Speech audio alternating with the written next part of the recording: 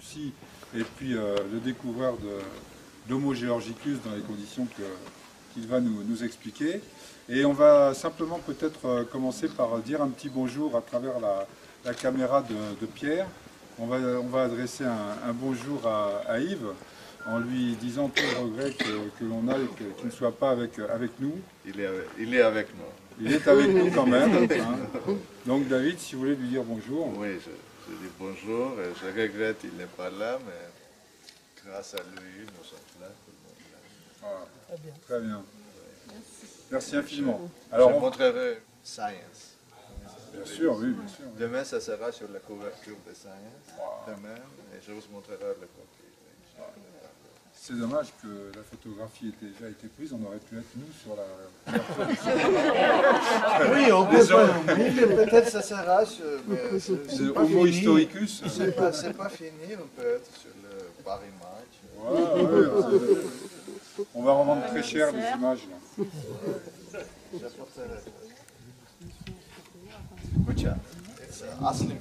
Vous voulez peut-être, comme j'ai le vocabulaire assez pauvre, c'est monsieur qui parle très bien français.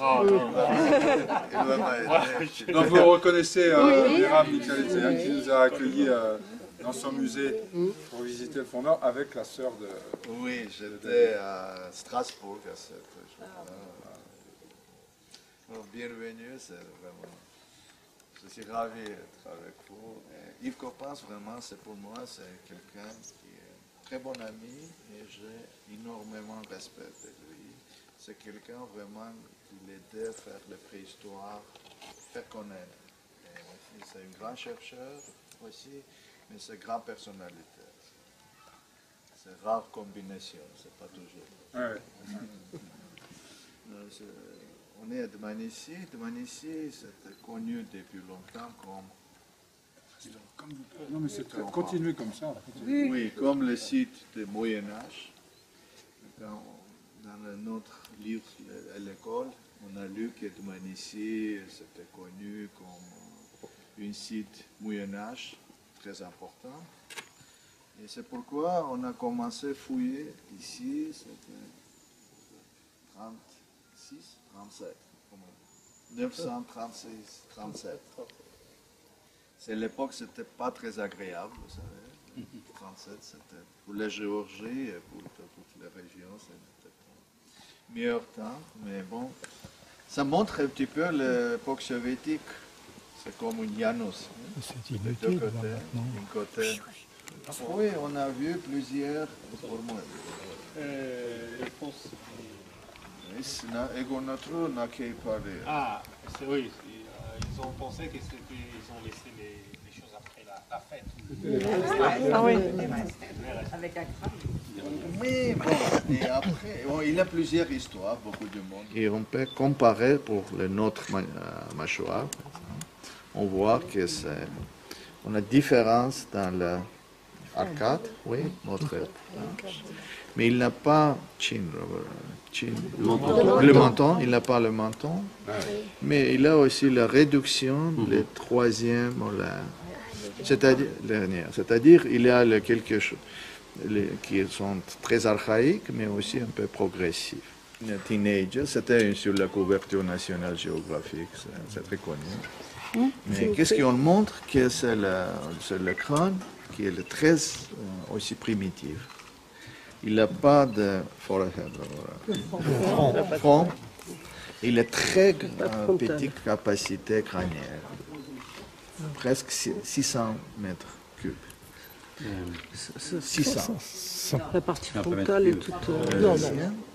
Il est plus connecté avec le premier homme Afrique. Et bon, c'était déjà, nous sommes été sur le podium. Oui. Et l'autre chose qui était vraiment importante aussi, qu'on a trouvé les outils. Et avant cette découverte, les chercheurs pensaient que le premier homme qui a quitté l'Afrique, il a utilisé les outils très sophistiqués. Sophistiqués? Oui, sophistiqué. Sophistiqués. C'est pas une comme Swiss Army Knife, non, c'est un peu différent, mais bon, c'est-à-dire il a eu déjà de l'homme à faire le biface. Biface, c'est faire la symétrie, etc. Mais qu'est-ce qu'on a trouvé ici? C'est les éclats, que des éclats qui est complètement même qu'on trouve en Afrique dans l'Oldova. C'est-à-dire, on a changé au début l'âge de première migration, on a doublé, on a montré qu'il est très primitif, plus primitif qu'il pensait avant, et aussi on a montré que l'homme n'a pas utilisé les outils, comment dire, très Élaboré. bon. C'est ça. Mais la sensation, quelque chose de nouveau. Oui. Qu'est-ce qu'on montre? Toutes les dents sont disparues, et resorption. Gasoil et boule. Ils ont devient os, quoi. Ossifié, c'est-à-dire, madame, monsieur, il habitait 100 ans, presque 2000 ans, 2 ans. Qu'est-ce qu'il montre? Il a deux opportunités. C'était un grand macho, et l'autre était l'esclave. Ou l'autre, on a eu première compassion. Compassion. Solidarité. C'est-à-dire, ça montre, parce que c'était déjà vieux, et les autres à faire. L'aider à manger. C'est-à-dire, ça montre que le groupe était plus évalué parce que dans la groupe. C'est-à-dire, on a eu grande compétition ici. On va voir, et là, c'est très intéressant, interrelation avec premier l'homme et c'est l'homme. Et l'homme, c'était pas seulement chasseur, il était aussi charognard. Il avait besoin, lui, parce qu'on montre avec. C'est plus complet, il a tous. Mais c'est une copie, mais il a tous. Et c'est pourquoi on a eu une chance vraiment de faire vraies études biologiques des populations. Et c'était trouvé en 2005, c'est-à-dire 8 années on a fait les études. C'est un peu faux, oui, 8 années. Mais bon, on a commencé vraiment pour faire de premières conservation, restauration, ça. Et enfin, qu'est-ce qu'on va lire demain? On montrait que c'est une groupe, et ça montre qu'une lignage, on peut dire lignage de genus Homo dans le mondial. Et ici, on a une population géographique qui jamais eu une chance pour. Et on a fait des études, pas seulement verticales, on a fait horizontales et on a fait snapshot. C'est une snapshot, on dit en français, je sais pas. Un snapshot, capsule de temps. Je vous assure, plusieurs chercheurs vont donner les deux noms, même un grand, qu'on trouve dans l'autre. C'est-à-dire, avant, on n'a pas eu une chance de trouver le fossile, c'est complet, et on a essayé toujours de faire la reconstitution. Et ce sont la découverte géniale en Afrique, mais ils sont souvent dans le territoire assez loin, et il n'est pas complet. Et maintenant, on peut dire très clair qu'on a le vraiment premier témoin, vrai groupe de premiers représentants de genus Homo.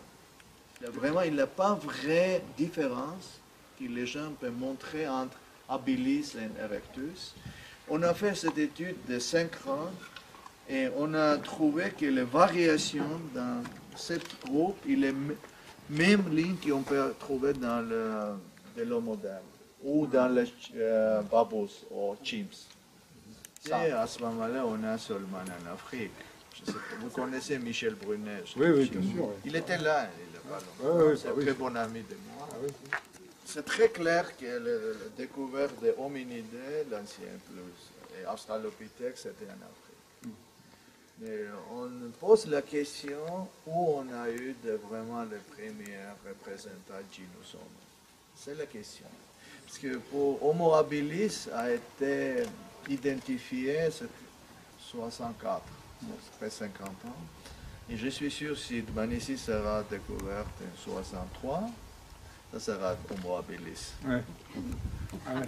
Mais maintenant, et l'autre chose qui montre encore la découverte de Dmanisi, c'est la définition de l'espèce, paléoespèce.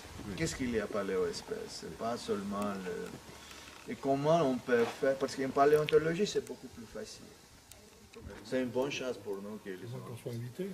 Ici, c'est 20 km ici en Arménie. Ils ont bien choisi la place pour... il a le groupe, une groupe, ils sont disparus, mais il a eu une lignage qui était... Je pense qu'on a trouvé à Dmanisi une partie de cette lignage, vraiment partie de la lignage, un moment, mais qui était avant et après, c'est l'autre. Ouais. C'est ça. C'est les maillons. Oui, c'est comme capsule. Oui, c'est ça. C'est vraiment une chance. Parce que normalement, quand j'étais étudiant, tout le monde partir à Nairobi ou à Addis Abeba pour les études, pour comparaison, pour avoir des fossiles pour texte, pour comparer. Et aujourd'hui, maintenant, tout le monde sera obligé de faire les études ici et après repenser. Ouais, ça devient une étape oui, parce que c'est plus incontournable. C'est ça. Ouais. C'est pas c'est le plus important ou le plus ancien. Non, mais c'est significatif. Significatif, plus complet. C'est un complet qu'on peut voir, par exemple, le temps. On va voir, vous avez vu ces deux mandibules complètement différents. Mais on peut trouver dans la population moderne cette différence. C'est la racine. C'est la racine. Et aussi, on a eu, il y a une semaine, encore un article dans la PNAS, National Academy. C'était un article qui a fait les études, la mandibule, le dent, aussi déformation, les modeling. Et on a montré, c'est mes étudiants qui a fait le doctorat spécial, elle a trouvé que les différences qu'on a pensées avant, qui étaient morphologiques, cette différence, parce qu'ils ont, avec l'âge, ils ont leur mode d'alimentation. Et aussi, elle a trouvé une trace qu'ils ont utilisé to speaking. Vous parlez? Oui. Comment Cure-dent. Et cure-dent, et ça abîme les dents, et ça amplifie. C'est-à-dire, ça ouvre l'horizon. Je ne peux pas dire que c'est plus on a trouvé le pelvis. C'est une grande, c'est incroyable, c'est très bon, parce qu'on a parti, parce que ce sol, on peut dire déjà, vraiment on peut faire ce que c'est. Le sexe. Le sexe, déterminer le sexe. Seulement le pelvis. Et on a trouvé l'année passée. Là, vous avez trouvé un pelvis? Oui, on a trouvé, mais ce n'est pas fini, parce que c'est seulement... On a trouvé le... Et maintenant, il faut... Oui. On a ce contact. So you're not a group of archaeologists, you're just No, people no. interested in... Believed that here we do have only medieval site. So since 83, it was clear that below medieval town we had a prehistoric site dated back at least 1 million years old.